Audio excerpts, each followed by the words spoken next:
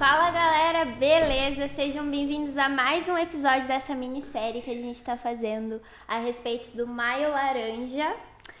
Para retomar um pouquinho do que é esse Maio Laranja, é um mês onde a gente dá mais visibilidade e também trata da prevenção ao abuso infantil. E hoje a gente conta com a presença do Diego, profissional da psicologia. Diego, se apresente.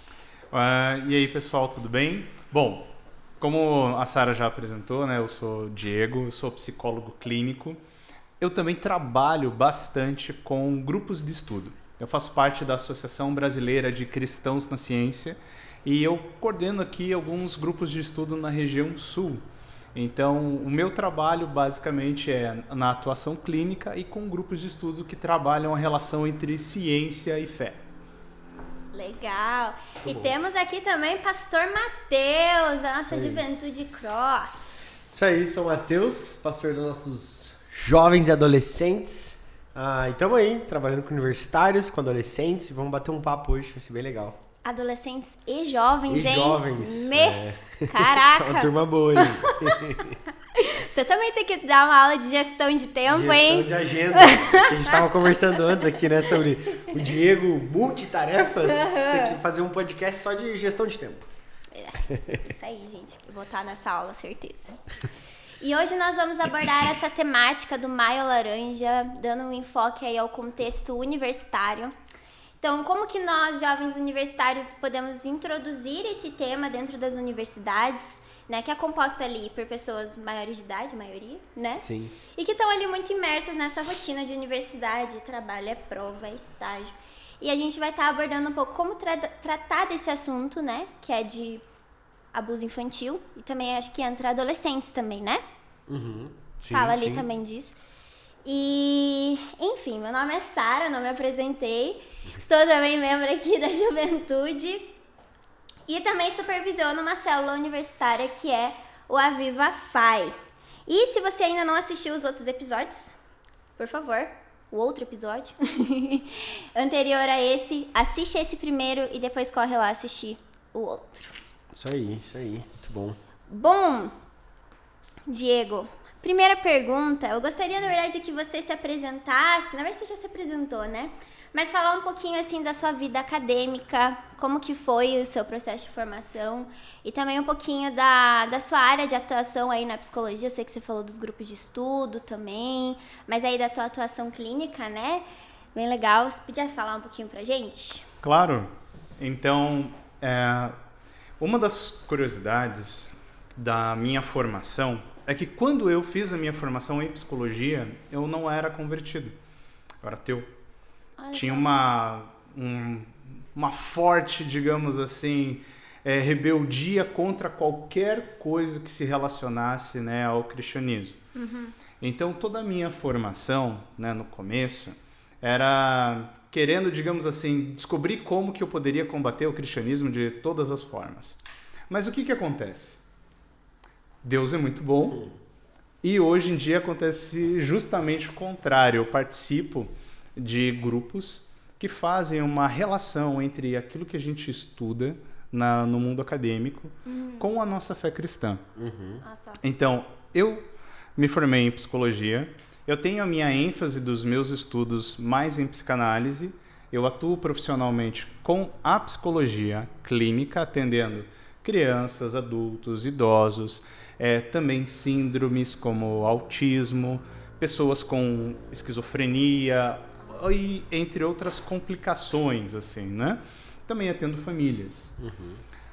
Uma outra frente vamos colocar assim, né, de trabalho, é que eu sempre gostei muito de estudar. Uhum. Então, quando de repente eu me deparei, poxa, conhecia Deus. Uhum. E agora? O que faço com os meus talentos, com aquilo que eu aprendi todos esses anos? Então, eu comecei a participar de grupos de estudo, conheci a Associação Brasileira de Cristãos na Ciência e agora aqui na IBB eu tenho o grupo de estudos que é o Kairos, que faz parte do Clube da Bíblia, onde a gente estuda teologia, ciência e cultura. Quando a gente pega todas essas temáticas, né, para estudar e a gente olha para a universidade, a gente percebe a universidade como um campo missionário. Sim. E como a gente leva, né, o evangelho de uma maneira contundente e que não seja discriminada ou rebatida imediatamente pela universidade. Como que é estar no meio da universidade e você observar diversos professores fazendo um ataque direto à fé cristã? Aí pegar um assunto delicado como o abuso infantil, na área de humanas, por exemplo, a gente vai observar que vários professores, às vezes, têm uma opinião sobre esse assunto, mas nós que somos cristãos temos uma opinião, às vezes, diferente. Sim. Você pensa, poxa vida, mas se trata de abuso infantil e tem uma opinião diferente, a opinião que às vezes ele tem diferente é: eu não vou dar abertura ou espaço para o seu grupo que é cristão. Ele pode até às vezes concordar com você naquele assunto, mas às vezes não vai abrir o espaço. Então, como que a gente abre esse espaço? Né? Então, uma das coisas que eu acho muito legal de se estudar, de estar perto, é como que a gente chega, né, na universidade. As pessoas precisam de tanto do tratamento psicológico, individualizado, né, no consultório, mas também nós temos que estar atuantes aonde se é produzido conhecimento técnico. E esse estar no ambiente acadêmico, eu fiz faculdade de Direito antes de fazer Teologia, e eu não me lembro de momentos, isso 2009, 2010, eu não me lembro de momentos onde a gente conversava sobre temas como esse. A gente não abordava temas como esse, estava todo mundo preocupado com a faculdade, a OAB e coisas para fazer, estágio. E é bastante, né? Sim, e é uma demanda muito, muito pesada. E eu estudava à noite, fazia faculdade estadual, estudava à noite, trabalhava de dia. E hoje, olhando para trás, eu penso, cara, como cristão, eu deveria ser uma lâmpada, uma luz que trouxesse esse assunto à tona como preventivo, como forma de prevenção ou até forma de cuidado, né? E talvez não chegasse no âmbito, acabaria chegando, né, numa discussão em sala ou em classe, mas se eu começasse um grupo, se eu começasse um movimento, né, de falar sobre, de trazer à tona esse tema, e como é um tema que está muito mais em evidência do que a gente imagina. A gente fala pouco e acha que acontece pouco. Mas não tem nada a ver uma coisa com a outra, né? Não é porque a gente fala pouco que não está acontecendo. Hoje, como pastor de jovens e adolescentes, eu vejo quantos adolescentes e jovens já sofreram algum tipo de abuso na infância e como isso interfere na faculdade, né? Então, a gente como universitário, nesse meio acadêmico, precisa ser ativo. Esses dias eu estava dando uma aula para os nossos adolescentes e falando que a fé cristã, ela é desenvolvida conforme você... Do dia que você aceita Jesus até o momento que você morre ou vai para o céu, ela é desenvolvida. É a salvação em ação. Então, e é um processo de crescimento. E a gente fez uma comparação com as cidades aqui da igreja, né? De 0 a 8 anos é o Ministério Infantil. Então, tem gente que tem 20 anos de igreja, mas está no Ministério Infantil da Fé. Então, ele tem uma fé passional, que é uma fé que só recebe. É uma fé que só quer ser amamentado, cuidado, trocado, todo mundo tem que prover tudo. Só que tá na hora da gente, como universitário principalmente, sair dessa fé passional e ir para uma fé ativa, que é onde eu tenho as minhas responsabilidades, eu tenho as minhas ações intencionais. E abordar esse tipo de tema na faculdade é sair de uma fé passional para uma fé ativa, para uma fé que eu vou me posicionar. Vamos levar esse tema, vamos fazer um grupo de estudo na faculdade sobre esse tipo de tema, ou vamos abrir uma roda de conversa sobre esse tipo de tema, seja num pequeno grupo, numa célula na faculdade, seja fazendo um outro tipo de movimento, mas é sair desse Ministério Infantil da Fé, né? Porque tem muito universitário que cresceu na igreja, mas é uma criança na fé. E começar a viver uma fé mais ativa, né? Que eu me posiciono e eu trago esse tema, que é tão relevante, né? Sabe uma coisa que eu lembro dos meus primeiros anos assim de universidade? Às vezes, eu me via ali, escutando tudo aquilo que eu queria realmente ouvir para depois, de uma certa maneira, usar como uma ferramenta para não ser cristão. Né? Então, eu lembro que uma das primeiras aulas de neurociência que eu tive, meu professor ele disse o seguinte: Deus reside unicamente nas suas sinapses. É uma ideia só dos teus impulsos elétricos aí. Deus não existe. Mas, quando eu lembro quem eu era naquela época, eu lembro que eu era jovem, eu não tinha a menor capacidade de, naquele momento, discutir com um profissional que estava há anos na universidade, com um doutorado, super especialista em neurociência, para fazer uma contra-argumentação. Mas ainda tem o detalhe que ele estava falando tudo que eu queria ouvir. Agora imagina que, depois que se passa um tempo, eu olho para essa situação e penso, e se fosse o Diego de agora? Né? O que poderia, né, se fazer? Lógico que a solução não seria confrontar o professor, mas o que nós podemos fazer, né, na academia para, às vezes, promover ações do que a gente pode chamar de teologia pública, né, que é promover o bem comum, né, dentro de um campo universitário. Então, o tema do abuso infantil é um tema importante porque quantos universitários que estão sentados nas cadeiras passaram por essa situação de abuso? Ou tiveram o pai ou a mãe que sofreu a situação de abuso? E às vezes a gente pode até pensar no seguinte: alguns alunos têm um filho ou outro, porque na universidade também tem pessoas que já têm filhos, né, que estão numa situação de abuso. Então a gente pensa, né, da seguinte maneira: será que é somente encaminhando para, né, o consultório de psicologia que é a solução? Então se aconteceu a situação de abuso, é só isso que a gente pode fazer. Então será que é publicando um artigo? Então eu vou escrever um artigo sobre abuso infantil. Não, vou escrever uma tese de mestrado sobre abuso infantil. O que podemos fazer? Sim.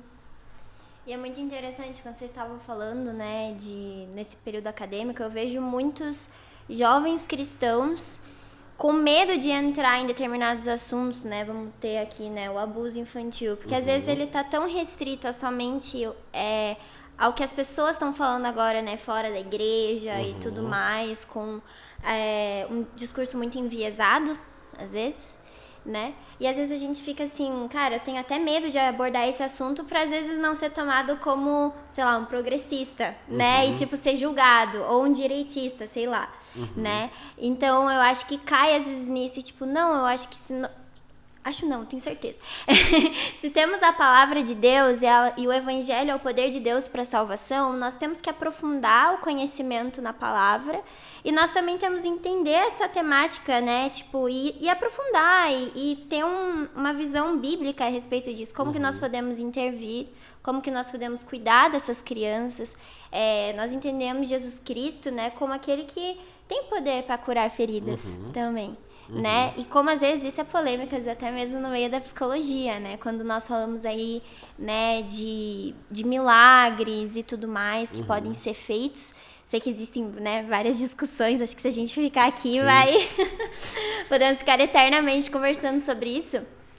Mas, enfim, eu achei interessante essa questão. E eu acho que na faculdade também, a gente estava conversando antes aqui, eu compartilhando das minhas experiências de pregar na faculdade, ficar em pé em cima do banco e aceita Jesus, isso aqui e tal. Só que existe um cuidado também que ele pode ser operado ou operacionalizado não só nessa pregação expositiva do evangelho, mas em uma rede de cuidado. Né? Quando me coloco à disposição de um amigo para acompanhar, para estar por perto, porque quando eu penso nessa questão da palavra, do cristianismo, tem uma moral cristã que diz respeito ao cuidado do ser humano, como imagem e semelhança do Criador. Né? Um cuidado com a pessoa, com o indivíduo. A gente está falando de um abuso, de uma criança que está reverberando na vida daquele universitário.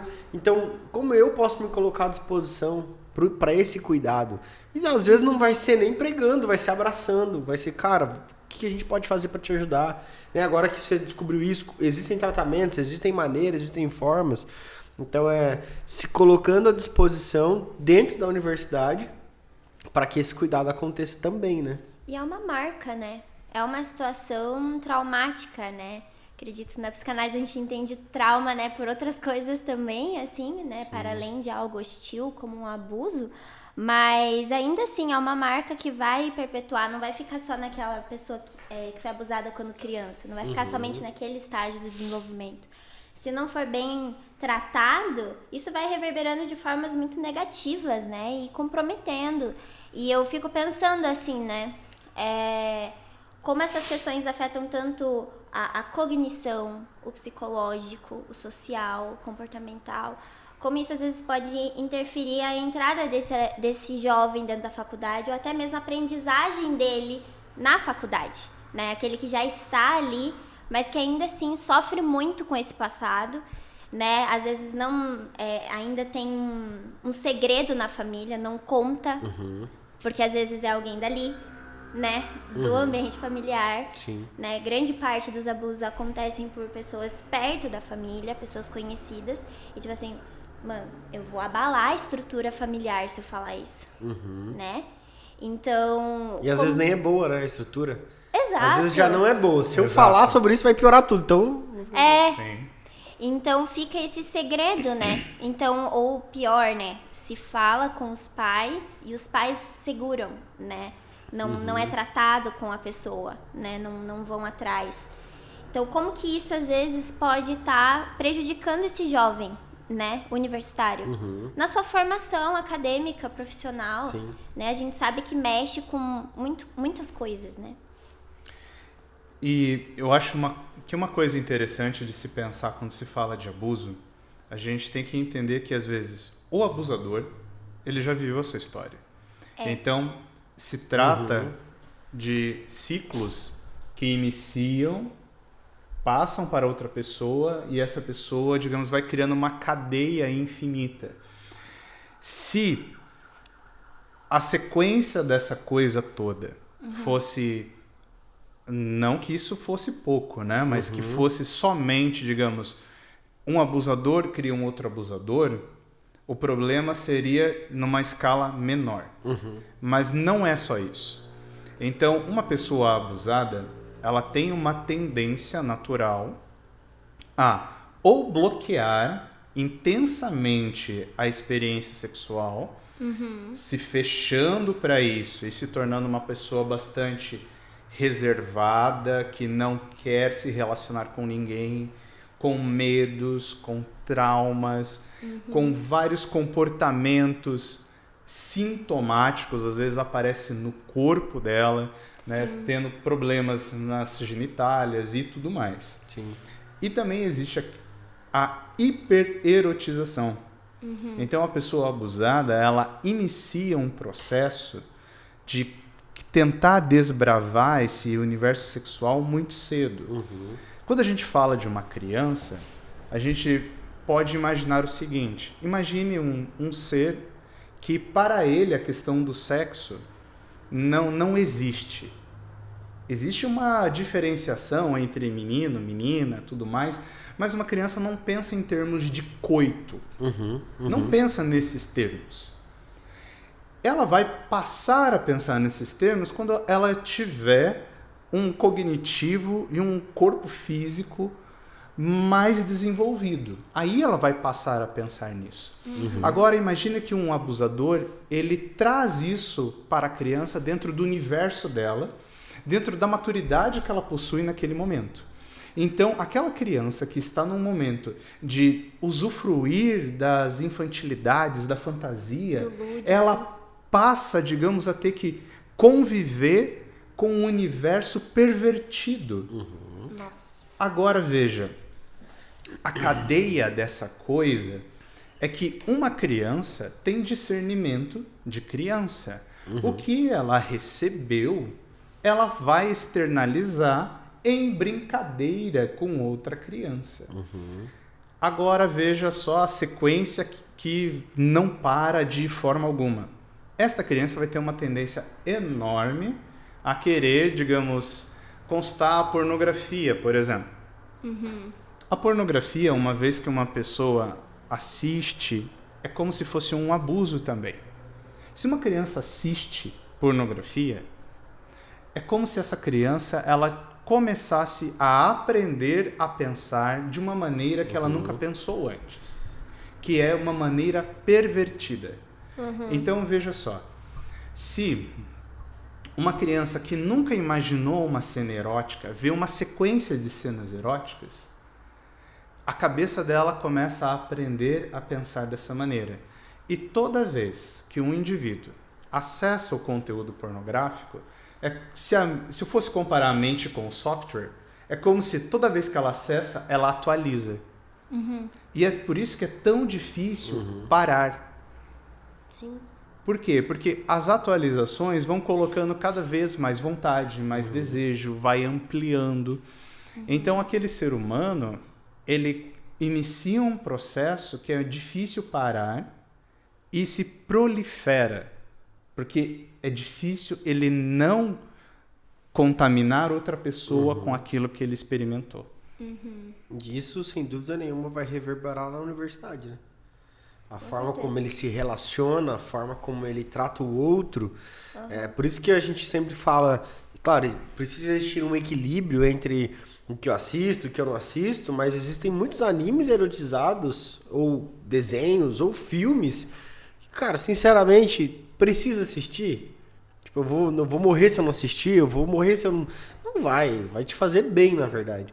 Então, até no ambiente acadêmico, a gente tem que tomar cuidado com o que a gente lê, com o que a gente assiste, e instruir aqueles que estão próximos de nós a essa hiperconexão. Esse é um assunto que eu gosto muito, da contextualização. Como a gente fica suscetível a aparentes coisas que não são maléficas, mas que estão nos prejudicando.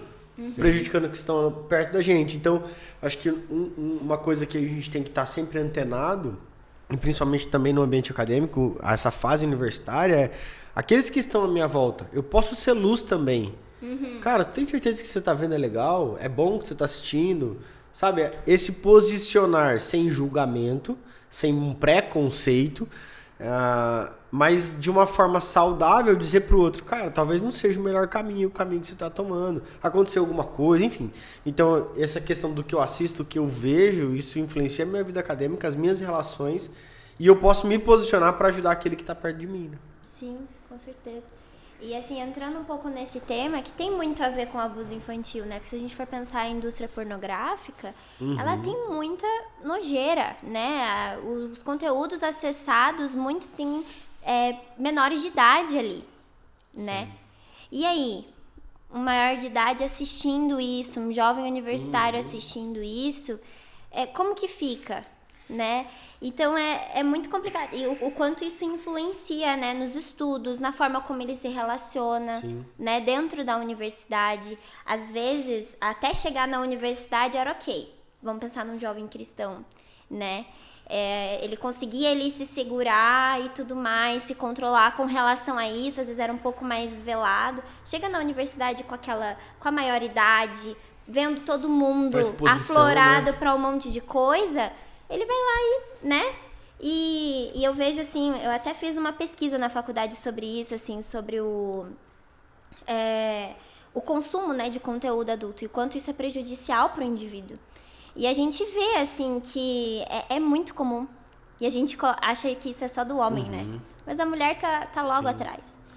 Olha, sabe, Sara, uma coisa que acontece muito, que chega muito, né, no consultório, é de repente, digamos assim, os pais aparecem com a criança e eles dizem o seguinte: não sei o que acontece, mas agora ela fala algumas palavras de conteúdo sexual, ela tem se tocado, tem feito tais coisas.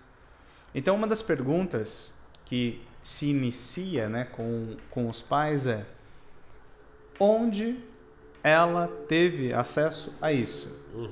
As coisas não vêm do nada, né? Então, por exemplo, chega uma criança, né, e diz assim: eu quero beijar você. beijar no rosto? Não, na boca. Ah, por que na boca? Ué, ela viu alguém se beijando. Isso é meio óbvio, você entende rapidinho. Né? Só que como é um beijo na boca, você pensa, ela viu o pai ou a mãe se beijando, tal, nananã. É rápido esse entendimento. Mas e quando a criança chega e diz que quer fazer algum ato sexual? Literalmente, ela fala. Porque criança, ela não retém as palavras, ela simplesmente solta. Então, você tem que entender que esta criança, ela não produziu isso do nada. Isso veio de algum lugar. Seja de um canal no YouTube, de um vídeo que ela assistiu em algum canal, seja a revista que pegou de um tio, seja até mesmo assim, de presenciar os próprios pais no ato. Então, a gente tem que entender que, às vezes, o que acontece dentro de uma casa é só uma ausência de noção, de proteção dos próprios pais para com os filhos. Sim. Né? Então, existe tempo, né, para todas as coisas. Às vezes, apresentar determinados conteúdos para uma criança antes do tempo que ela tem maturidade para lidar, né, pode ser prejudicial. Ao passo que você também não falar dos assuntos também é problemático, porque em algum momento ela pode receber a primeira informação de uma pessoa que já tenha uma mente erotizada. Trazendo um pouco para a universidade, na universidade a gente cria o corpo técnico das abordagens de como se lidar com as coisas. Sim.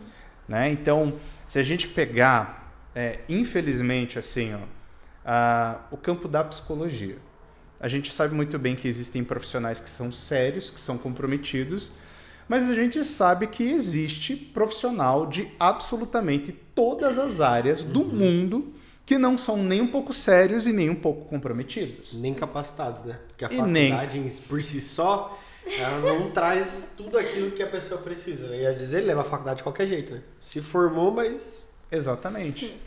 E imagine um profissional orientando os pais a, digamos, incentivar a masturbação, porque talvez assim gere mais controle de ansiedade.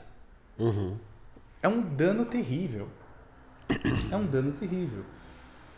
Às vezes a atuação, né, de um cristão dentro de uma universidade é estar ali produzindo conteúdo protetivo também. Preventivo, né? Que é essa ideia que a gente está falando aqui. Enquanto você falava, eu fiquei pensando nisso. E não só a faculdade de psicologia, que acaba tratando mais enfaticamente desses temas da mente, né? Enfim, dessas reverberações na pessoa, no indivíduo, mas qualquer curso.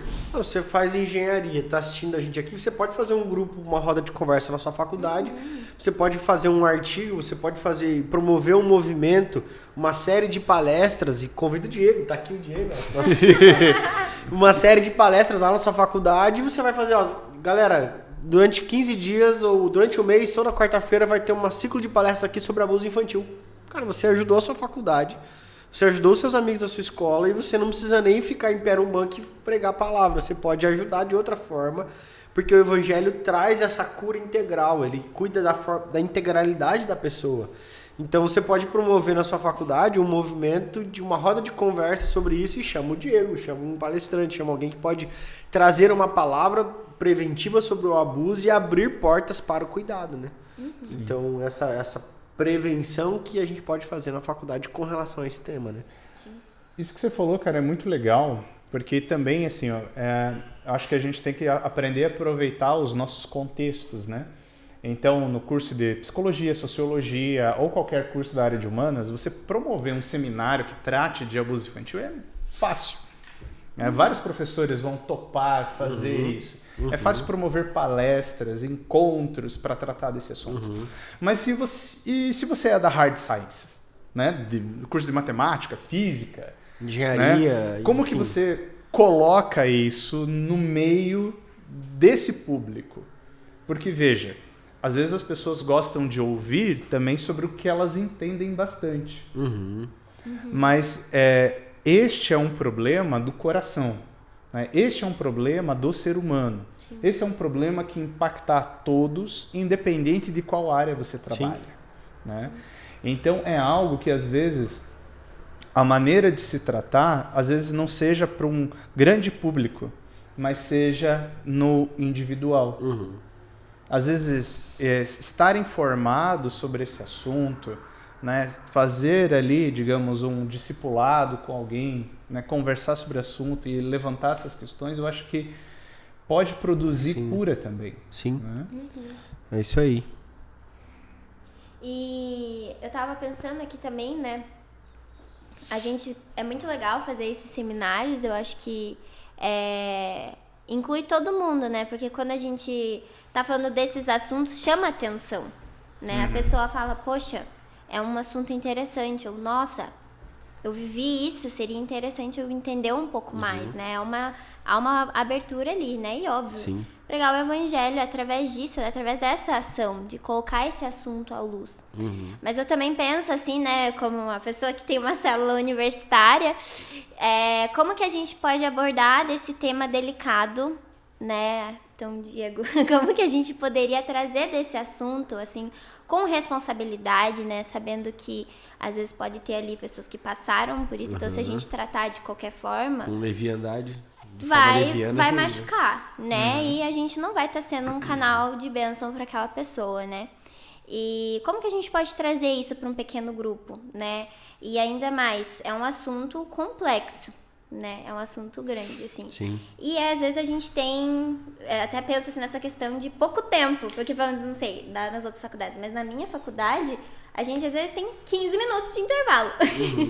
Então a gente realmente abre mão de comer para conseguir fazer as nossas reuniões. E daí, se a gente for pensar em trazer isso, assim, às vezes tem essa coisa, mas eu fico pensando assim, como abordar esse tema, sabe? Por onde começar? Qual que é o ponto principal, assim, que você acha? Olha, eu acho que dá para se pensar em mais de uma frente, né? Então, por exemplo, você tem um pequeno grupo. Para você não chegar, né, chocando as pessoas, você vai ter que, digamos, fazer uma mini contextualização. Por que está se falando disso agora e para nós aqui? Né? Então, eu acho que também, assim, acertar o time. Por quê? Às vezes pegar uma notícia. Gente, hoje eu li essa notícia aqui, uma notícia de abuso infantil, e isso me impactou. Né? Então, poxa, eu queria, né, orar por pessoas que sofreram, né, sobre isso, tal, nananã. E sempre deixar aquele canal de abertura para que, se alguém se tocar nesse assunto, né, vir falar contigo, né, ou com a pessoa responsável ali. Porque, veja, querendo ou não, como é um assunto bem delicado, todo mundo vai estar sempre armado e ninguém vai querer, no meio de um grupo, levantar a mão e falar assim, ó, eu sofri. É uma exceção da exceção, né? Quem faz isso de forma intencional, né? Exatamente. Quem faz isso já está tratado quase. Já está quase que, provavelmente já passou por um processo inicial, porque a pessoa já está na fase da admissão. Ela fala assim, eu sofri isso. Mas quem sofre mesmo é aquela pessoa que nunca abriu o assunto. Né? Porque aquela ferida tá lá, do jeito que calado, sempre esteve. Né? Sim. Uma outra frente é você realmente ir pela veia acadêmica. Né? Então, às vezes, aproveitar oportunidades para expor o assunto. Então, se você está numa área de humanas, a oportunidade vai vir sozinha. Né? Porque em algum momento... Uma hora ou outra vai surgir, né? Uma hora ou outra vai surgir. Mas se você está na área de hard sciences ou áreas que não se relacionam, você vai ter que encontrar um momento e trazer o assunto. E, novamente, contextualizar por que você está trazendo. Então, por exemplo, se você é de uma área como da biologia ou uma área da química, você pode, digamos, tratar o assunto de como que isso afeta o organismo humano durante o seu desenvolvimento. Legal. É legal. Né?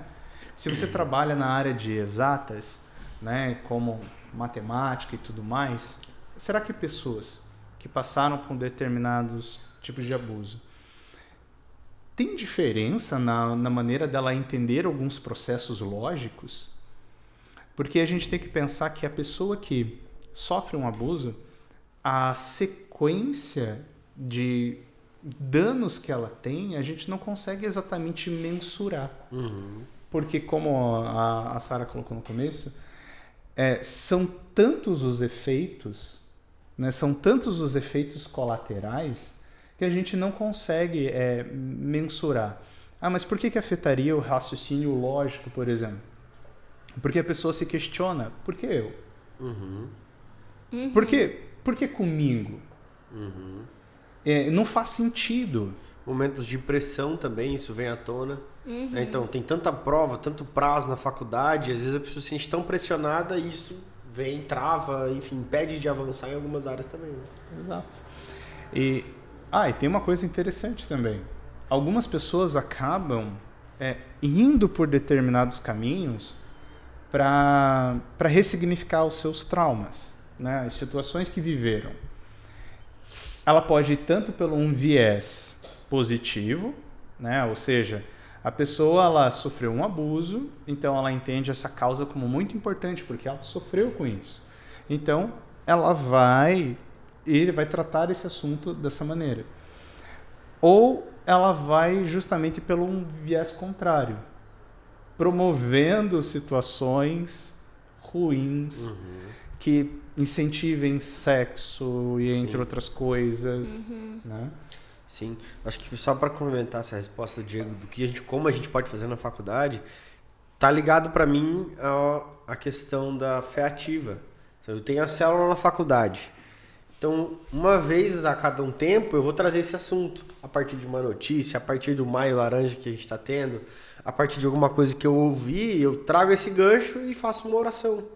Eu trouxe o assunto, não tratei de forma leviana, mas eu orei, a gente falou da importância dessa prevenção e deixei a porta aberta para as pessoas saberem que a gente fala sobre isso, né? Acho que é legal. Com certeza. Então não se restringe, né, somente ao pessoal de humanas, o pessoal que tá ali, sim. né, todo dia estudando a respeito da mente, a respeito do comportamento. Isso pode aí, né, chegar até outras pessoas também, né? Basta a gente se aprofundar e, enfim, acho muito legal. Muito bom, muito bom. Gente, acredito que é isso. Muito obrigada por terem acompanhado a gente até aqui. Diego, muito obrigada pela sua presença e contribuições. Pastor também, mediando a nossa conversa. E é isso, gente. Fiquem ligados aos próximos episódios. E acho que é isso, né, gente? É isso. Tamo junto, valeu. Se inscreva no canal, curta o vídeo. Falou. Isso aí. Falou, tchau.